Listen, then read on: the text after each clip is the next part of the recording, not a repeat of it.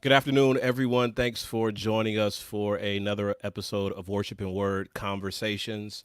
Worship and Word Conversations is our Sabbath afternoon, our Saturday afternoon, sort of post meal, kick off your shoes, put your feet up conversation about life and more so about practical Christianity. So we've been having these conversations with you, our Worship and Word community, for a few months now, and we have really been blessed by just really the growth and transparency of all of our presenters in this forum. So as we're getting started today, I'm so excited about today's conversation. But as we're getting started, going to need you to check in with us. If you're watching us live, hop in that comment section and let us know where you're joining us from. If you're watching the replay of Worship and Word Conversations, you can let us know where you're joining us from as well as we continue this conversation going.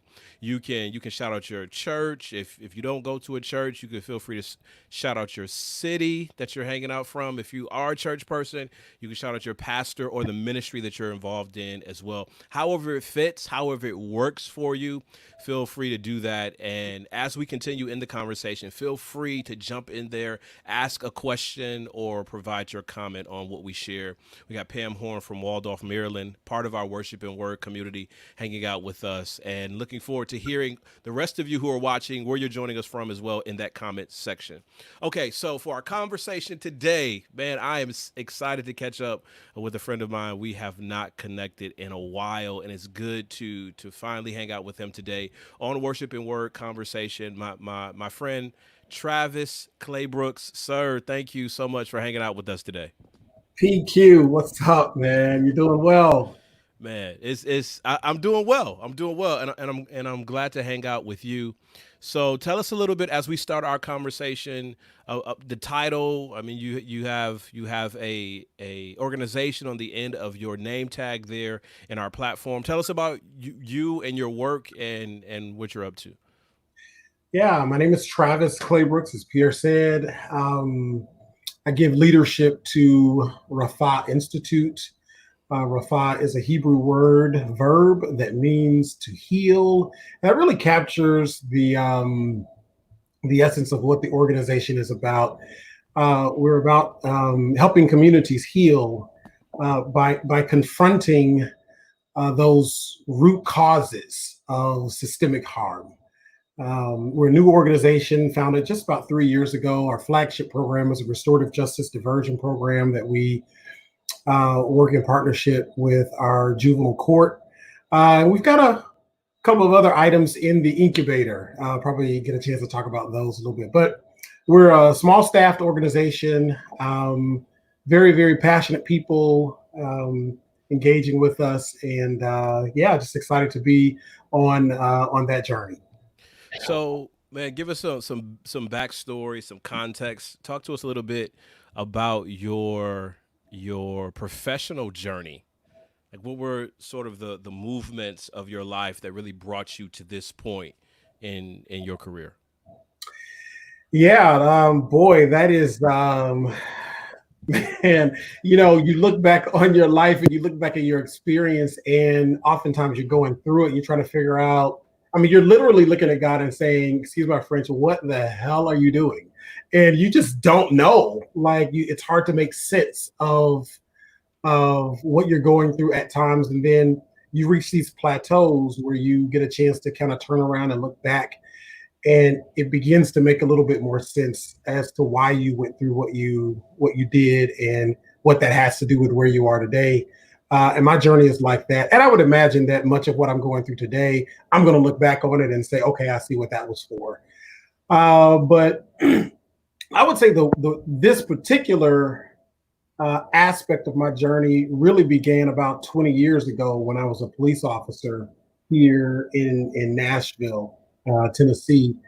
And I'm going to give you sort of the polls.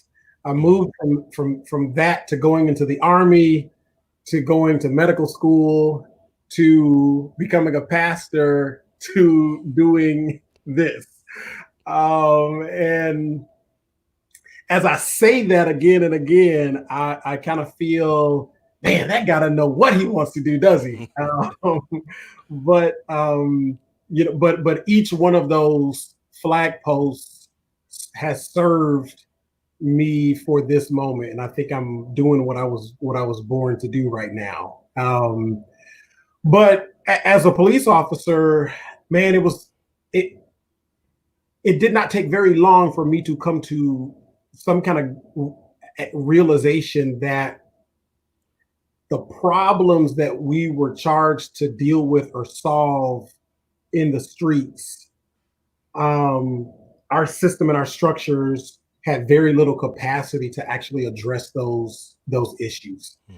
That policing, the courts, and the criminal legal process as a whole was this very poorly constructed band-aid for much larger systemic issues, many having to do with race, having to do with economics, having to do with education, having to do with access and enfranchisement and agency of individuals and communities. Lots and lots and lots of things that really had nothing to do with criminality, had nothing to do with legality. But that was just our response to those things. And I should say, for those of you who are listening and maybe kind of trying to figure out what you're doing, where you're going, and what's happening, and you might have that feeling of kind of like I'm in a space, I got some glimmer of light of some problem or some issue that I'm wrestling with. I feel like I'm called to answer. I did not have the language to articulate what I was feeling way back then that I do today. And so I would just say to that person, it's okay to not really be able to explain it all. But it was at that time and through that experience, man, that I believed that there was something else that had to be done in the community. Coupled with this was I had grown up in a Christian home. I had grown up in a Christian context, in a very strong fundamental religion, Seventh-day Adventism. I think we're familiar with that. And the other thing that was jarring me at that time was, why was it that nothing that I had done as a Christian to that point had ever brought me into contact with the stuff that I'm in contact with now? Where was my church? Where has my church been in the midst of all of this? And so those were the two really big drivers that really began to change my life and experience and kind of landed me where I am today. There's there's lots of other stuff in between there, but that's where it all started. So talk to us about this movement for you, having been a police officer, and let's fast forward some years. You know, Mm-hmm. even though growing up in a Christian home, in an Adventist context, some of our worship and word families are familiar with our context, some are not, but in a Christian home. But fast forward now, you're a pastor, and this notion of things that you saw as a police officer didn't go away. How are you wrestling with that in the paradigm of pastoral ministry, and maybe what's the connect, and then what's the disconnect between kind of what's on your heart and what you're saying your ability or capacity to do within the framework of pastoral ministry as it was unfolded for you. Yeah. And you articulated that question very simply, but that is a very complex answer. Mm-hmm. At least in my mind, it is. Um, because you you've grown up in a religious or a particular religious context, and that is really all you know. And it's not just grown up in it; it is who you are. Mm-hmm. And so you reach a point in your life where there is no where it's very difficult to separate who you are and what you may be called to from that experience, which is kind of made up everything. I mean, you talk about going to school, going to Adventist church school, being an Adventist, being Pathfinders, everything that is Adventism, the entire, not only the theological or the doctrinal framework, but the cultural framework of what it's like or what it means to be an Adventist. Um, it was so that just kind of creates a complexity, and that I'm not faulting that. I'm not even saying that there's a problem with that. I'm just talking about kind of what your mind goes through. But The interesting thing that happened was 2016, and this is very related to where we are today. 2016, Alton Sterling, Philando Castile, both are murdered by police officers. And I'm an associate pastor on a pastoral team in a fairly prominent church in our denomination. And really, both and at the same time, feeling fulfilled in that role, in that Mm-hmm. job, in that responsibility, in that calling, because I believe I was called to that. And at the same time, feeling an equal measure of there's more, there is something else, there's something else. And I think that feeling, I think I owe it to two things. One, Pierre, there was a strong emphasis in our church on the gospel, Yeah. the gospel message. Yeah. And I think that drove me personally to there is more to this than simply being here Hmm. week after week talking about the gospel. So that was one thing. The whole Castile and Sterling murders kind of was the straw that broke the camel's back, because I began to, when that happened in 1 week, the week of July 4, 2016, I began to ask myself, why are Black people always in the presence of police in the first place to get shot? Hmm. That just continued, that just bothered me. And then almost as instantly as I thought that thought or asked myself that question, my mind instantly went back to my experience as a police officer. Oh, I know why. I was a police officer, always in contact with my people. And I know why I was in contact with them. I know why the neighborhood of University Court and J.C. Napier, metro housing complexes, the ghetto, the hood, Lower Murfreesboro Road. I know why it was so heavily policed. I understand that, yeah, there was crime happening, but we criminalized poverty. We criminalized um, mental illness. We criminalized everything, and policing was our answer. Incarceration was our answer to everything. And so that's why it was so heavily policed, because there was so much of that in one place. And I made up my mind, I believe, that week that I had to make a change for me. And unfortunately, and I want to be careful not to disparage anything or anyone, I simply want to say that the structure that I was in, there was really no organizational context in which to begin to try living out that journey.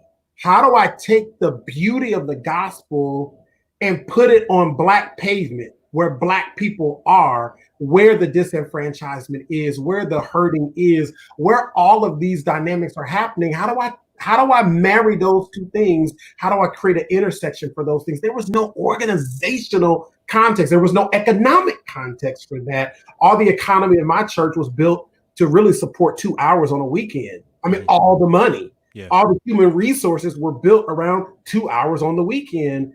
All the time that the church was open during the week was in preparation for 2 hours on the weekend. And so the whole framework was difficult and so I found myself needing to try to create a different kind of framework, or at least find a different kind of framework. So So that's, yeah. so let me ask you this in context of like just how things are moving. This 2000 several years ago, we were in 2016.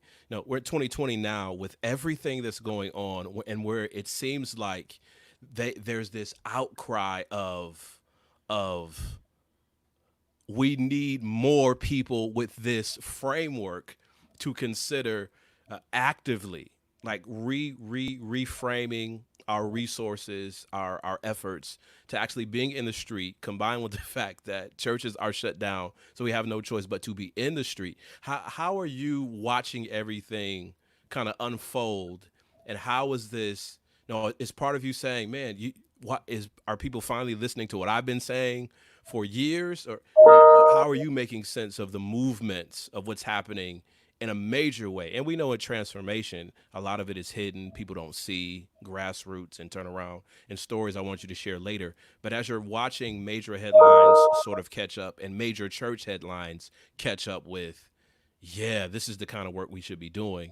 What's going on with you, even even with your journey and conversation with your faith as you're watching this unfold? Yeah, I remember um, a leader who said, "What you see depends on where you sit." Hmm. Um, you know, and I think we've all seen that thing of the elephant, and two guys are describing it, Yeah, and yeah. one's on the front end, one's on the back end, and they're describing something different. They think they got a different thing, but they really got the same thing.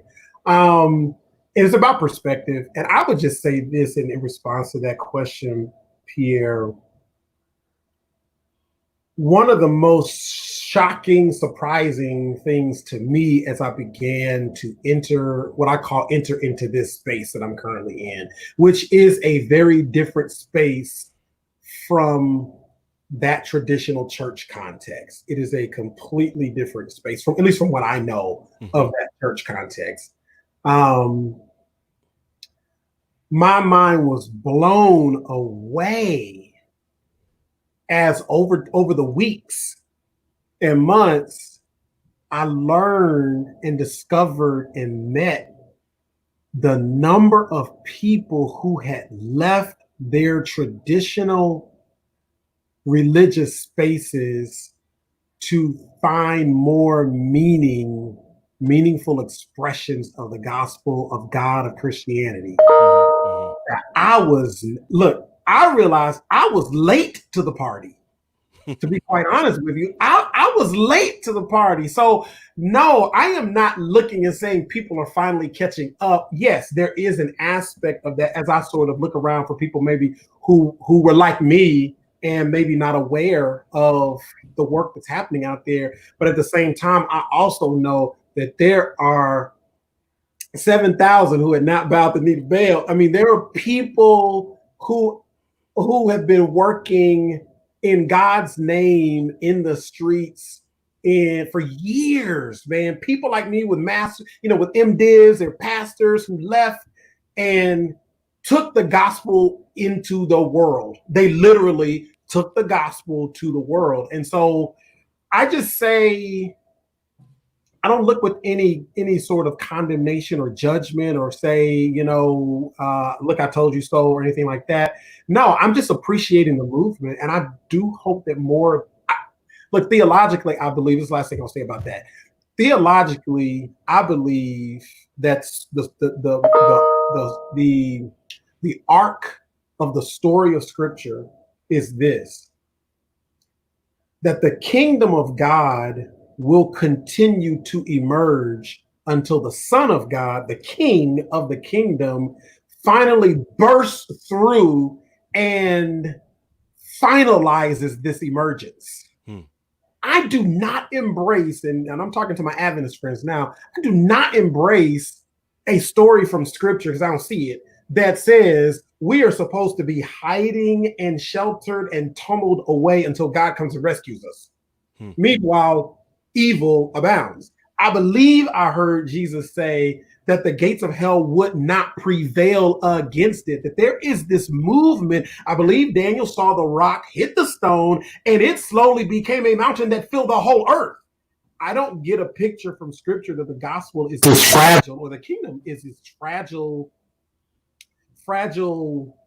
hiding thing.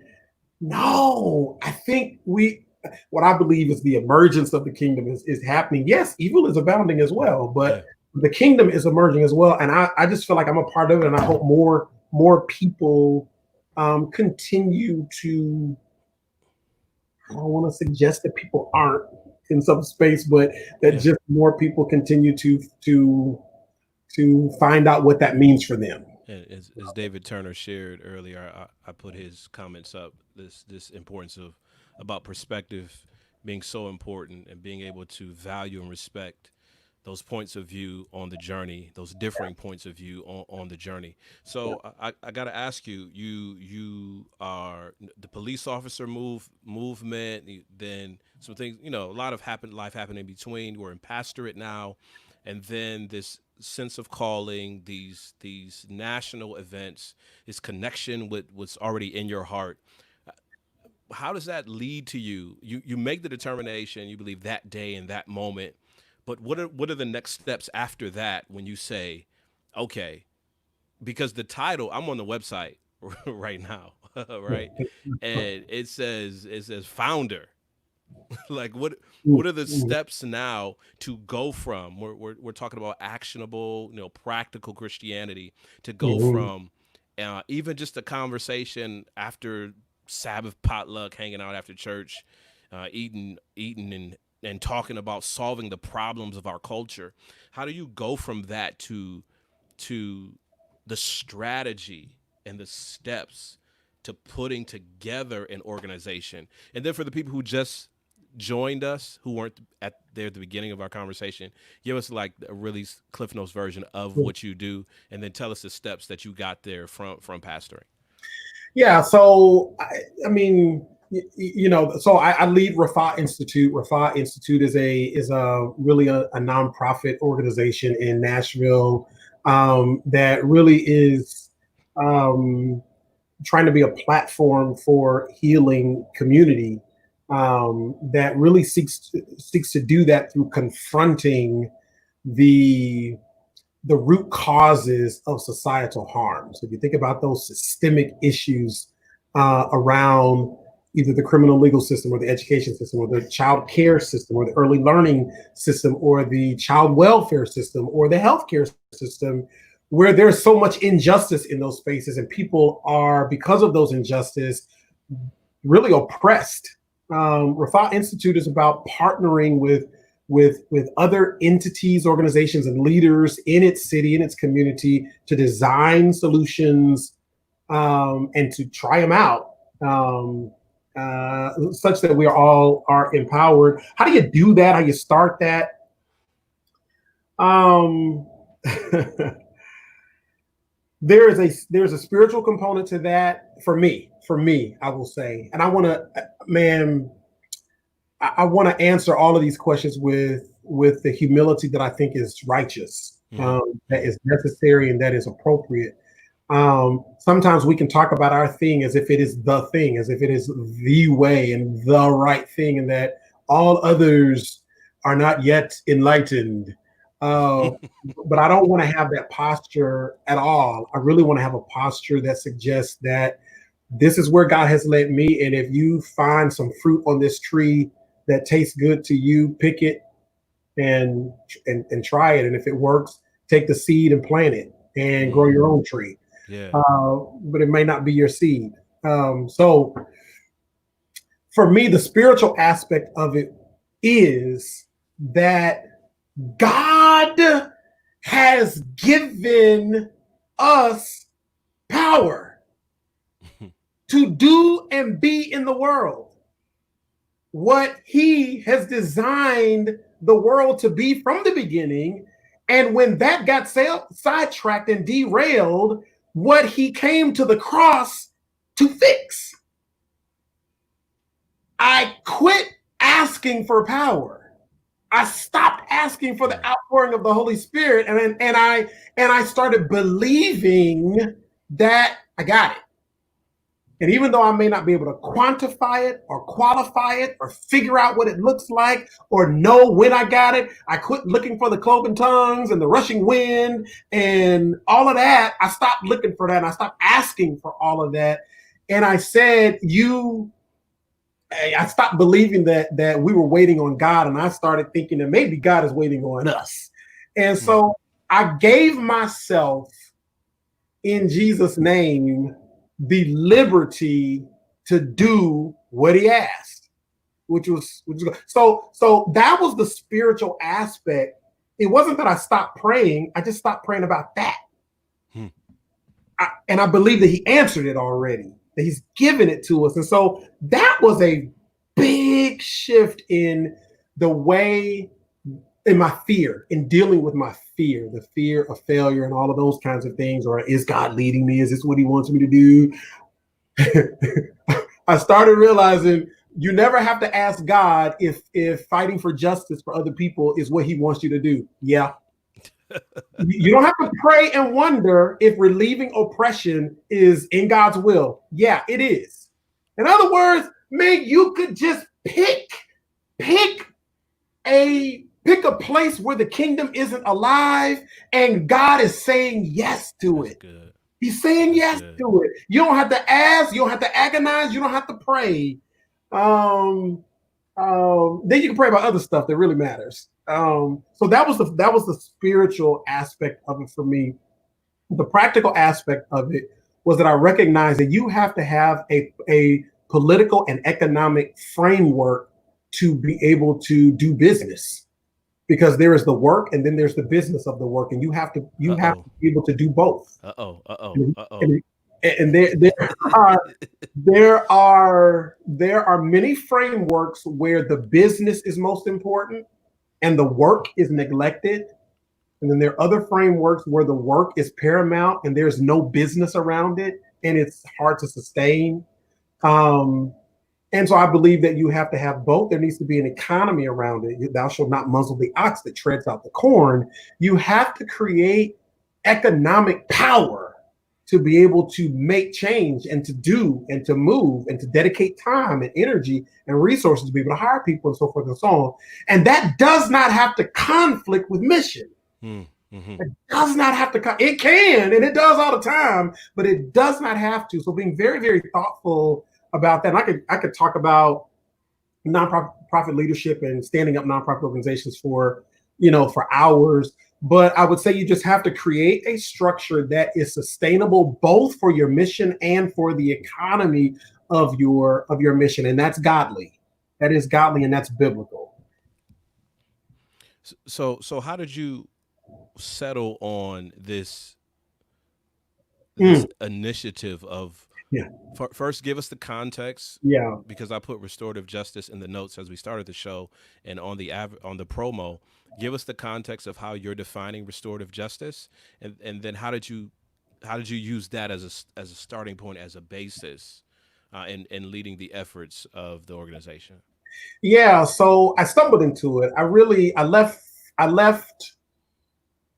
when I say I left pastoring in the way that I had been pastoring. I left doing what I was doing as a profession in the way that I was doing it. And I began to experiment with a different frame of church, a different frame of what it meant to be faith in community. And so I tried this experiment. I said, let's find a need that is in the community and let's plant a church that is designed to meet that need. Like that's the reason the church is existing. Mm-hmm. The reason this church is existing is to support and address the people around this particular need. And so I started, but I didn't know what that would be. I didn't know what that would look like. So I started asking. I went to the people in the city, literally the people in the city, and I started asking. I met with the police chief. I met with juvenile court judge. I met with the mayor's office. I just started asking people, if you had a church at your disposal on your staff, if you could hire a church on your staff, what is the one thing you would ask that church to do? That was the question I asked. And by the way, that's a very good question to ask. You will get amazing answers. It is funny how the people that we would say are in the world, the systems of the world, are looking for the church to be something in their. They're looking for the church. Because everybody had an answer. Everybody had an answer. Like they had thought about this before. And so they gave answers. And there was one thing that jumped out to me personally. The juvenile court judge, Judge Sheila Calloway, is a good friend of mine, says, and she brought her team in and she met with myself and another person, Paula Peterson, who was engaging with us at the time. And they said, we don't have anything for the families, for the parents of kids that are in detention. We have absolutely no we have no service or no way of supporting or engaging with them. And these kids are coming out of detention and they're going right back to the same thing and place that they came from. Hmm. And so that really struck me. And so that's what we did. So every Saturday for about 3 years, um, every Saturday afternoon, as parents finished visiting their kids in detention, they could come into a room right there in the courthouse where we had set up a meal. They could come in and find support and prayer and laughter and food and community. So we did that every week for about 3 years. And then the juvenile court judge came and Sheila said, "And listen, I want you to think about, I want to start this restorative justice program and I want you to put in a proposal. There's several other organizations that have put in proposals, but I want to invite you to put in a proposal." We did that and we were selected as the organization to lead that. And so that's how that started. We didn't start out trying to do a restorative justice thing. But as I learned about restorative justice and as I really began to kind of dive into it, man, P, I was like, whoa, this is the gospel meets real life right here. You got kids who are committing serious harms against people, criminal harms. You have people who are seriously harmed, and you're creating a framework for them to account for that harm. And you asked about a definition of restorative justice. This is how we define it. It is accounting for harm as it moves through a community without causing more harm. See, accounting for harm is both a philosophy, an ethos, and a practice, the practice of accounting for harm as it moves through a community without causing more harm. And so we've created a framework for that. We're in we're into our third year of doing that. We've accepted 69 cases to date. We have a 0% recidivism rate for young people who have come through the program. We have a near 90% satisfaction rate for people who have been harmed by crime that have completed the program. It is really a space where, yes, you have accountability, true accountability, but you also have some measure of healing and personal transformation, some measures of forgiveness, some measures of confession, and some measures of repentance. I would use the church version of these words, but if I talk about a kid turning their life around, the preacher might call that repentance. I just call that a transformation, and that's what that's the kind of thing we want. Yeah. So let's wrestle with this because I want to go back to that experience for 3 years and providing a safe space in a community for people who are wrestling with their children who are in detention. How did that experience? How was it maybe connected to what you were doing in the pastoral context, and how was it in some ways vastly different? Because we see that the church has taught for too long that missionary work is only preaching the gospel, and some of the things that you have shared, we don't always credit those things as really preaching. Did you give? I know you fed them, but did you give them? Did you give them the truth? Well, so how did you with this experience? How much of it connected? It's felt familiar, and how much of it was vastly different? But also, as God was speaking to you in the process, you felt like it was very aligned with this paradigm of the gospel. Yeah, and let me, if I may, in humility, liberate your listeners who may be struggling with what it means to be a church, what it means to be a faith community, what it means to take the gospel to the world. Jesus, as he was teaching, talked about. He looked at his disciples one day. He says, "Hey, I am the gate. I'm the gate. I'm the way in." There are a lot of other entities in our experience, Pharisees, Sadducees, the temple. There are a lot of other things that say they're the gate, they're the way in, that if you aren't walking through that particular gate, if you don't have the right sacrifice, if you don't come on the right day at the right time, if you aren't disease free, if you don't have everything in order, you can't get in. Your thing is not of God. And Jesus simply said, I'm it. There aren't any others. And so the first thing, and this goes back to something I said earlier, I began to free my mind of what had been handed to me as definitions of church, of mission, of ministry, of preaching, and what those were said to be the only way, or at least assumed in a cultural framework as being the only legitimate ways to do it, right? I am a proponent of preaching the gospel. I am a proponent of the Rhema word. I believe in it. I believe it is necessary. But the narrative of scripture is that the word of God always performs an action. Never does it not. From the beginning to the end, the Rhema word always becomes the Logos word.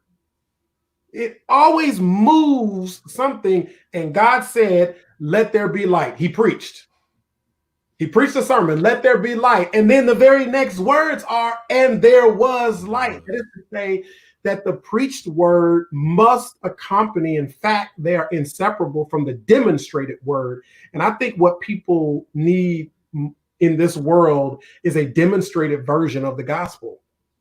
They need a version of the gospel they can see and experience. And in fact, the gospel is to be seen and experienced.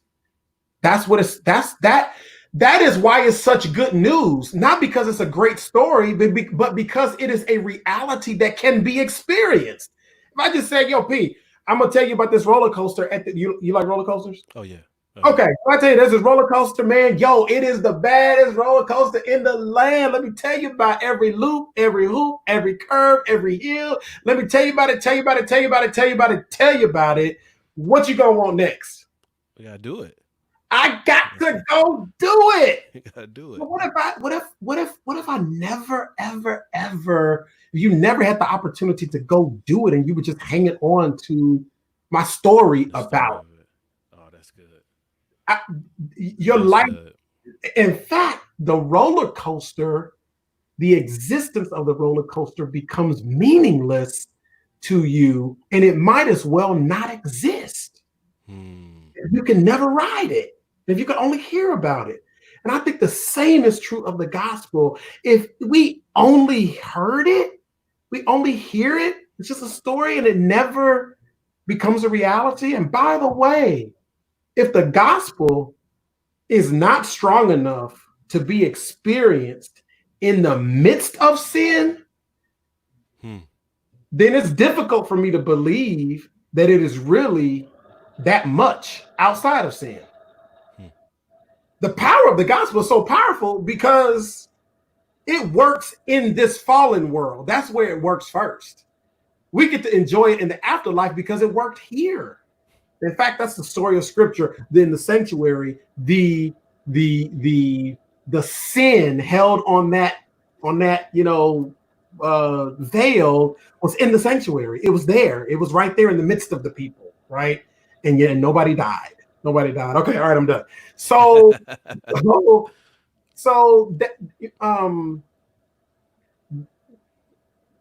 that becomes the framework for me in thinking about how. Wait a minute. Remind me of your question.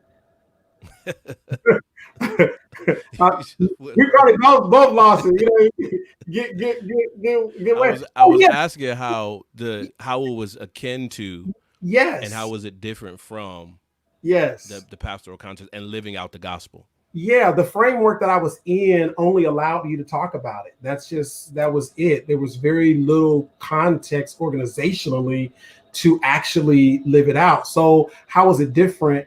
I stopped trying to measure church by attendance, by numbers, by space. I stopped trying to measure church by numbers of baptisms.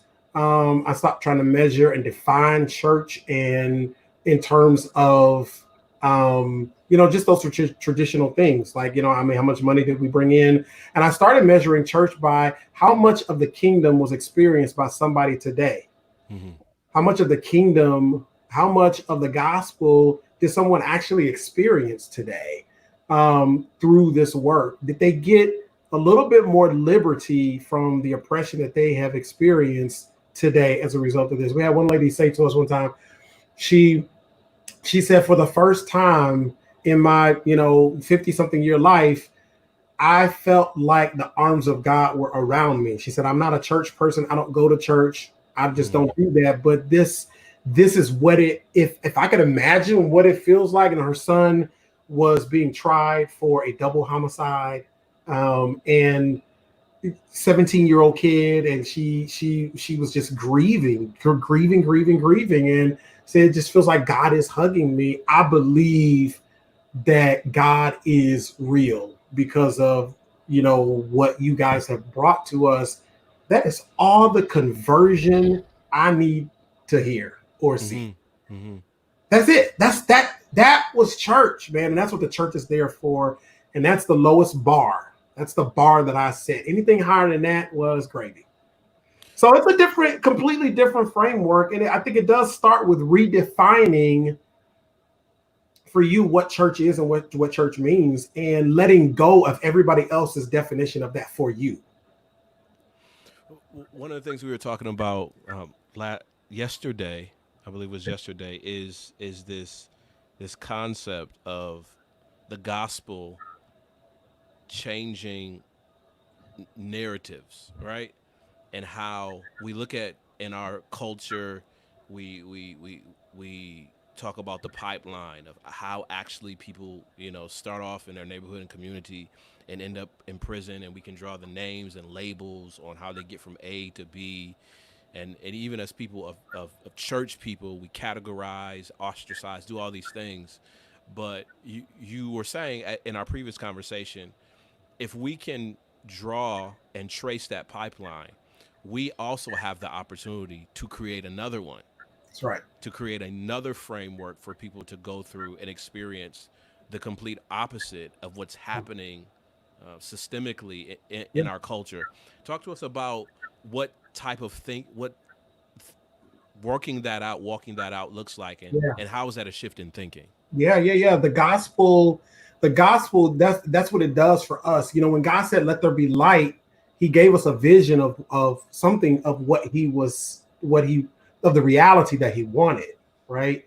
And what the gospel story is a vision of a reality. It's a description of a reality, but it is also the reality. And it's to say that sin is oppressive. It's oppression, it's bondage, and it's bondage in every form. And I think to over spiritualize sin kind of does a doozy on our thinking. Listen, poverty is a result of sin.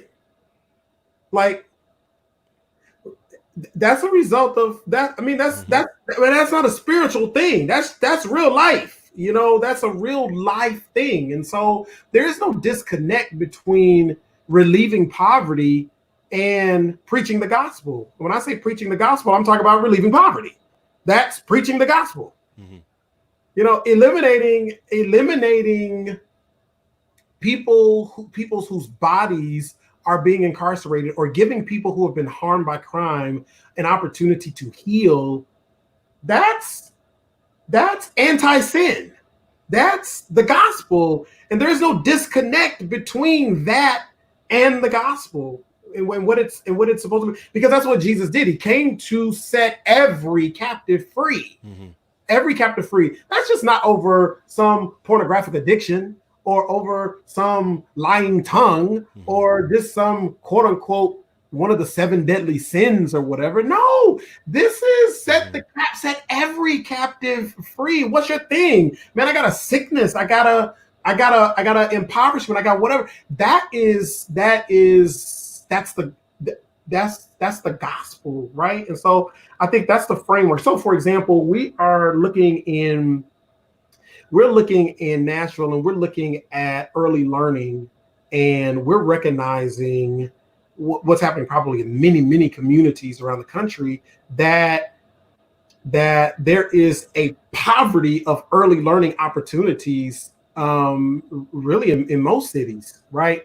But certainly here in Nashville, there's a poverty of quality, affordable early learning. And, as it said, when America, gets a cough, or when America gets a cold or sneezes, people of color, Black people, man, we got pneumonia, you know. So if you think about, for example, early learning and the impact that has on the success or the failure of a young person as they begin to move through school and their school experience, we can draw direct lines between their early learning experience in prison. We call it the cradle to prison pipeline, right? Yeah. We can look at that and say there are certain things that happen in that person's life if they went from cradle to prison. There are certain things that happen. There's a certain level of poverty experience, a certain level of isolation or shame, abandonment, violence. There are certain things that they experience, and Pierre, we can predict pretty much what those things are. We can identify what those key indicators are. Well, what if we said, and this is what we're saying, what if we said, well, let's just create another pipeline? What if we said, let's intentionally create a cradle to home ownership pipeline? If you go from your cradle to home to owning a home, certain things happened. Yeah, you probably graduated from high school. You probably got some post-secondary education. You probably figured out how to become a wage earner. You probably figured out how to manage the money that you did make well, personal finances. You probably figured out how to have a good credit score, how to navigate banking. You figure there are a lot of things that have happened to you if you went from cradle to owning a home. Why can we not, or can we be intentional about identifying those key indicators, tagging them, and then be intentional about creating them for people who are more likely to be on that cradle to prison pipeline? Why can't we completely just shift that? In my mind, that's the gospel. Now, you're probably not going to see that on the Raphah Institute website as the gospel. You probably aren't going to hear me stand up, and talk about it that in that framework. But that is the gospel. I think that's what the church is supposed to do. That's what humanity is supposed to be doing. So whether you're part of a church or not, that is the human thing to do. That's the God thing to be engaged in. So we're launching our first early learning center in an impoverished neighborhood in Nashville. It is the first in a hub of early learning centers that will consist of probably 5 to 10 early learning centers that are excellent, that are the best you're going to be able to get in this city.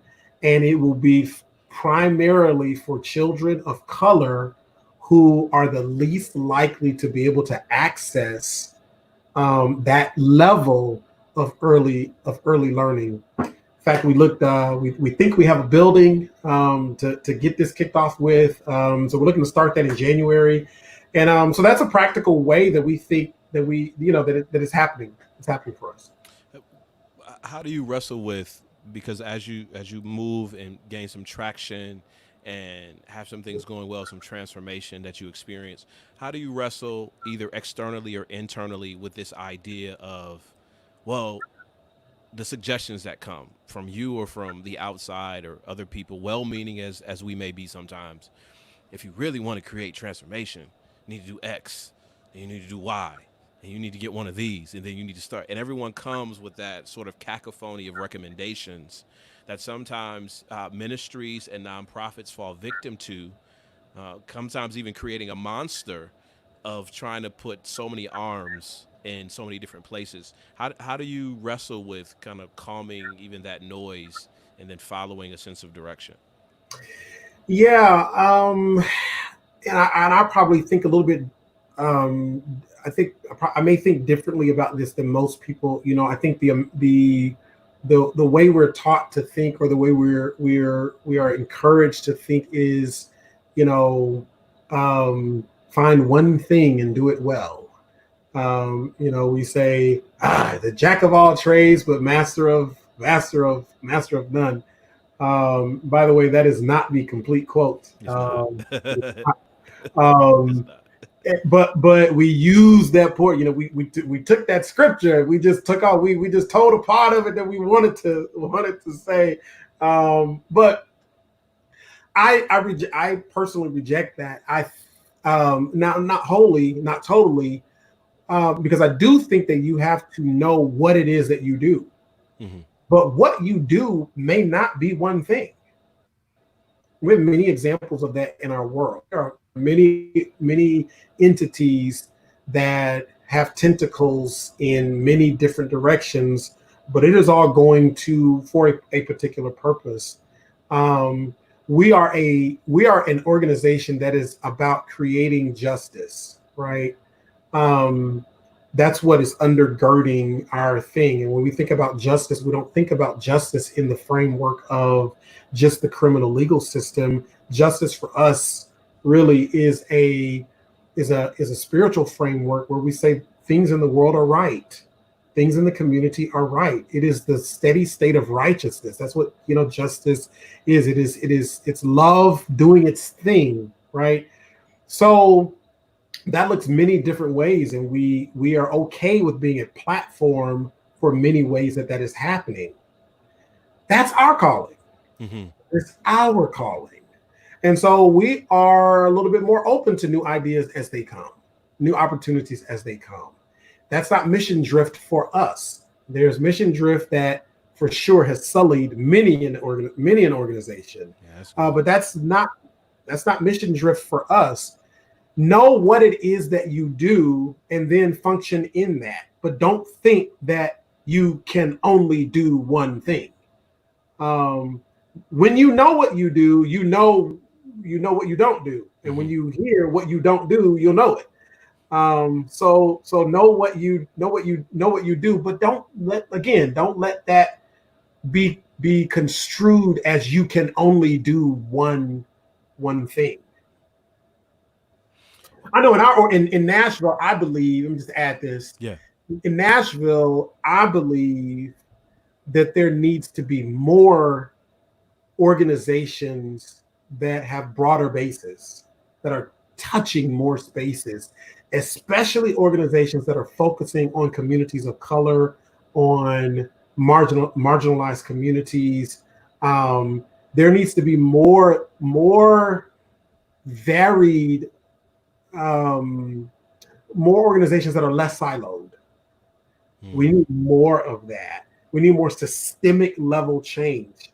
It is okay to sort of just feed a person, but there's a whole bevy of things that need addressing. And we need organizations that are close to the stories, that are proximal to the hurt, to be able to know what the needs are and to be able to meet a broad array of those through partnerships. So, for example, we're partnering with our friends Bishop Campbell, and his church, and their gang program, engaging with kids that come through that are involved in gangs. And so that's an example of how you can engage just through partnerships. It doesn't mean you got to stand up a whole new thing yourself. You Mm-hmm. partner strategically with other people, and that's a fundamental part of what we do. We say we partner with community leaders to design and implement solutions that empower us all to heal.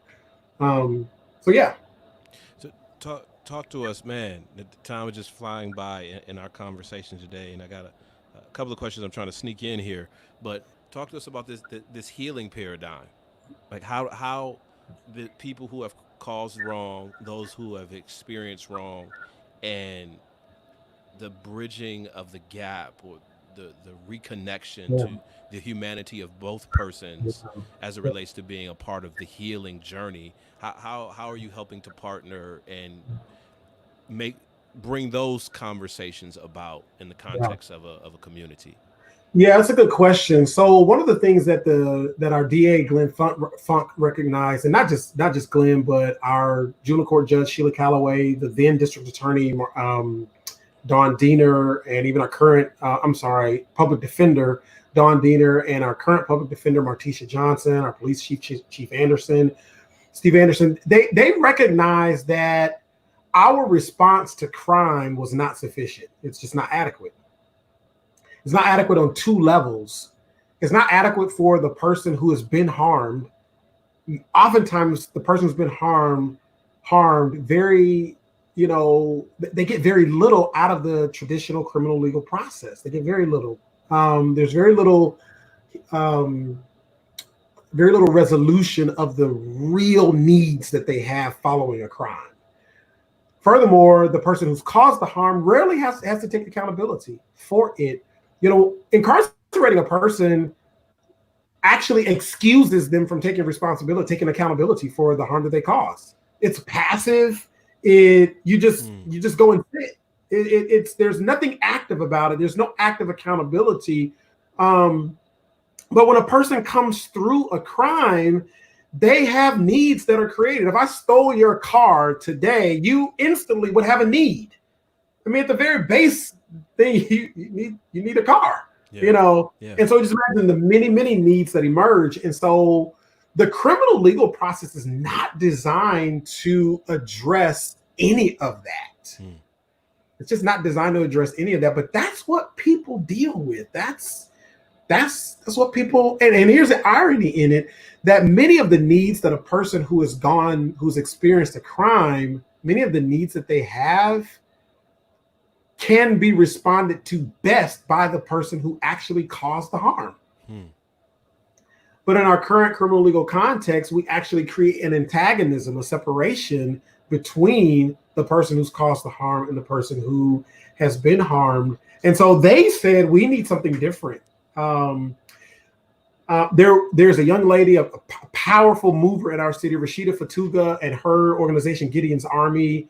Rashida came to Judge Calloway one day and said, listen, you need to take a look at restorative justice and its framework and what it's about. And so that's kind of how that ball kind of got rolling. And so what we did is we partnered with an organization out of Oakland, California, that's been doing a model for like 10 years. They got their recidivism rate down to like 9%, 98% satisfaction for people who have been harmed. And so we began to study them and study with them, and we began to learn about how to do this. And so what we do is, through an agreement with all of those system partners, we get cases diverted out of the court process to our organization. And we have facilitators that begin to move in close and into deep relationship, both with the person who's been harmed and the person who has caused the harm. And they begin to act as supporters of a process that helps the person who has been harmed come to grips with how this has harmed them on the physical level, on the spiritual level, on the emotional level, the mental level, the psychological level, on the social level. I don't go to the store. I don't go to that store that I used to go to because that's where I got robbed. I got a new routine now. I don't hang out in some of the places that I used to hang out. I can't. It's hard for me to go to a place by myself. Socially, things have changed. Yeah. We begin to move in close with the young person who has caused the harm and begin to think about, hey, what's been going on in your life? What has happened to you? I know you didn't wake up one day and decide that you were going to rob somebody, or that you were going to steal a car, or that you're going to break into that house. What's been going on? What's your story? And so we begin to unpack the historical trauma that young person has experienced, all the unaddressed harm that they've experienced. And as we move closer to each one of these individuals, we start asking questions about what they need. And almost every time, they need to see each other and they need to talk to each other. And so we then facilitate this journey of them eventually coming together. We prep them for this engagement, and they'll spend 3 or 4 hours talking to each other about their story as it relates to this event. Fundamentally, Pierre, man, the law sees a crime as something that has happened against the state. A law has been broken. From a restorative justice framework, we see crime as a harm that has happened to a person. It's not a crime against the state. And so the humanity of both people are reinfused into the moment. It wasn't just a car, it was somebody's car. It wasn't just a house, it was somebody's house. Yeah. When you pull that gun on them, something happened to them, and you need to hear and know what that is. And you don't need me to tell you, they can tell you themselves. And then all the empathetic juices begin to flow in the amygdala and the hippocampus, and and that young person begins to get an empathy, and that's where the transformation begins to happen. That's where the new mind begins to take shape as they begin to hear these stories and really ponder this. And so we facilitate that dialogue, and ultimately they decide on how this young person is going to repair the harm that they caused, what that's going to look like. They agree on it, and then we help to monitor the execution of that agreement. And from there, the case is done. So it's a powerful, powerful story of the human experience. It is a story of a person's journey from brokenness to healing. It's a story of a person's journey from offending to personal transformation and change. And two people who were once enemies are now friends. There is a kind of reconciliation that happens. It's not forced. It becomes a natural natural result of the process. And we believe that long term, this is going to continue to reduce the number of people who experience harm in our community, and it's going to reduce the number of people who are causing harm in our community. And then hopefully juvenile court will have to go into some other business. Man, we do not have time to talk about, um, you know, getting all like preacher and churchy and talking about how Jesus speaks both to the offended and the person who caused the offense, and how Listen, listen. listen, listen, listen. That's the story of Jesus, man. Yeah, That's the yeah. story of Jesus. It was not Jesus is dealing with sin is not a framework where justice is ignored. Hmm. Neither is it a justice that involves punishment, destruction, and condemnation either. That is not his response to sin. That is not his framework of justice. Their framework of justice is, how do we repair what is broken while at the same time not causing more harm? That's what God, that's what they did. And so yeah, it is, this is the gospel in action in my mind. So before we go, and I know, in our platform we can't see all the activity that's happening where this is being streamed, but there's a lot of response happening, at least on the Mm. Facebook side, in terms of positive affirmation of the thing, the comments, and the stories you've shared. I'm going to ask you to as we end, to give us a story of somewhere during maybe the training, maybe a story that you heard from the group out of California, maybe in a couple of parties that had gone through your organization's version of this, somewhere in the as the pieces are coming together, the story of a person or persons who were involved, or even a person who's in training on how to do this, and it was just so transformative for them that they just saw, you could tell that this was like a watershed moment for them, personally, professionally, spiritually. So whatever character, even if you have to change names for Sure. legality, some character in this narrative that experienced a transformation as a result of being connected to this process in some form or another. Yeah. We had a case of a young man who was involved in a car theft, and stole this gentleman's car.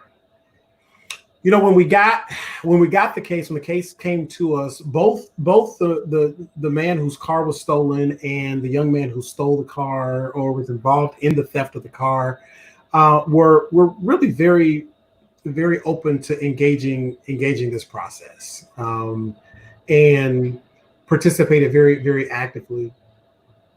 as we began to engage it's clear that this young man he's one of like 8 kids, lots of poverty in his experience. He literally is just trying to figure out how to make it in this world pretty much by himself. Um, doesn't have a lot of, there's no father in the picture. Again, mom is trying to navigate, all of these kids and raise these babies. And, he's older, 16, 17, and really just got caught up in making bad choices and not really having a lot of direction, but really good kid, man, really good kid. And so he was engaging. The gentleman whose car was stolen, very, very interested in this process and really wanted to engage this work. But shortly after we got the case, he fell sick, fell ill. And so we kind of, our facilitators sort of, took their time in, just trying to process the case um, and kind of put things a little bit on pause, still working with the young person, but really trying to, hoping that this, the gentleman, gets better. And he doesn't. He continues to get more and more sick. And finally, he's admitted to the hospital. And he's got his elderly parents who are, doing their best to take care of him. They are old and they're very much in the process, involved in helping or trying to support him. And he's in the hospital. And they move him to ICU. He's getting more and more sick. And finally, they put him in. They put him like in a nursing home, healthcare, place or whatever. And he dies. Wow.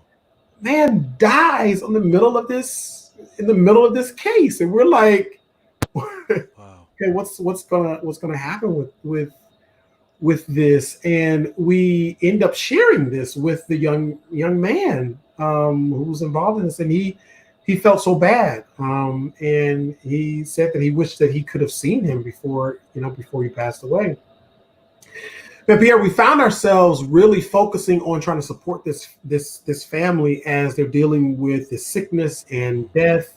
One of our facilitators began to reach out and began to pray with and began to support as they needed, as they asked for these kinds of things, support this elderly couple going to the hospital and visiting and that kind of thing. Once he passed away, Thomas, one of the facilitators, Thomas Lawrence, was, they asked him to come and actually do a portion of the eulogy at the funeral and so forth and so on. But before the gentleman died, he said, I want this case to continue. And he asked his mom if she would stand in as a surrogate for him on this case. And she said, sure, of course. And once he passed away, the funeral happened, the burial happened, and we waited, several weeks for her to, just process the loss. She and this young man came together over lunch at Olive Garden in Rivergate. And they began to talk, and she talked about her son and how she was dealing with this loss and, what his life meant to her. This young man started talking about his dreams and how he got caught up in this and what he really wanted out of his life. And she began to express how her son wanted this process to continue. And that the only thing that she wanted from him, this young man, was for him to just finish school and stay on the path that he was on. And they talked. There were some tears. They hugged, and then we took some pictures afterwards, as with them, and they were laughing and talking, sharing with one another, and they still stay in touch with one another. Today, this 80-something-year-old woman and this teenager. I think both of their lives were transformed, and when you sort of just step back and you say, okay, he steals a car and he gets to go have Olive Garden, but if you kind of look at that and say, And listen, if this process supports him in never doing that again, Hmm. and if that family gets much more than they ever would have gotten out of the traditional criminal legal process, if that guy died, they probably just dropped the case. They probably just dropped it. It just disappeared. Mm-hmm. If you get that out of this process, then I think that's well worth the time, the energy, and the money spent. And I think I think the world, at least for those two people, are a little bit better as a result of this. Man, Travis, man, thanks so much for taking time. I told you we were gonna go over. We knew that was gonna happen before we were doing the pre-call for this conversation. Are we doing any Q&A? And are there any questions? Or we out of Listen, you want me two hours later? But I'll take a couple of comments and then from the chat, and then I'll ask you to give us. We want to find out more about the work or even support what you're time? doing in Nashville. Pastor Camone Hines says, I think more than ever, the church needs to listen to what Travis is talking about. In the midst of this pandemic, we can't just focus on better technology. The church has to shift. The church has to Mhm. shift.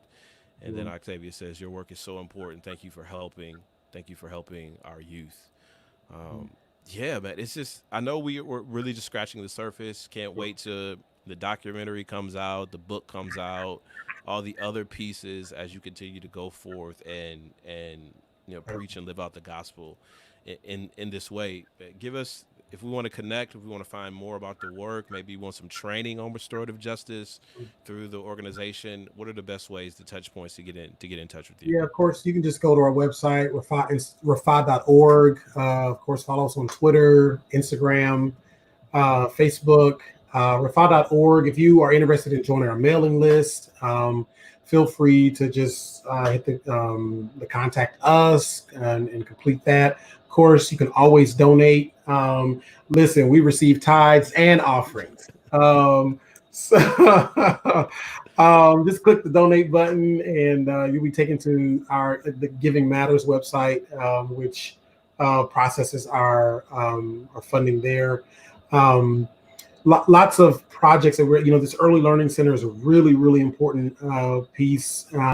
Really trying to change the story, cradle to home ownership. That's a big piece.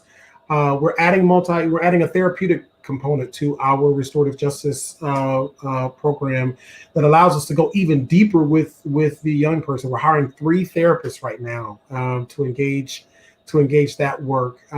So we always need support. Again, that financial support. Again, that's an important part of the work. But God is providing, Mm-hmm. Mm-hmm. listen, He's using people to do it. So Yes, God. we appreciate that. So yeah, if you want to just stay in touch, just add your name to the mailing list. Again, like us on Facebook, Twitter, follow us on Twitter, follow us on Instagram. We put the URL on the screen. Want to invite you to visit the website and find out what Travis is doing, the transformational work that's happening. Even if you caught the middle or just the final story, go back and watch it from the beginning. Watch it all the way through and grab the insight and perspective of what we've been sharing today and how it fits into the fabric of what's going on in our society, in our culture, and everything that's happening right now. The impact of restorative justice and seeing the gospel not just preached from platforms and even Zoom calls or live streams like this, but the action piece that leads to the transformation of people's lives by being close to them in contact. So, Travis, we're going to continue to pray for you, man, for your ministry. Thank you so much for sharing with us today. I want to give a shout out to our facilitators, Ashley and Thomas and Emily and Herbert and Joy, our support folks, our board, all those people. Thank you guys for doing what you do every day. Eric, Valerie, Verna, you guys are awesome. Keep up the good work. You too, Audra.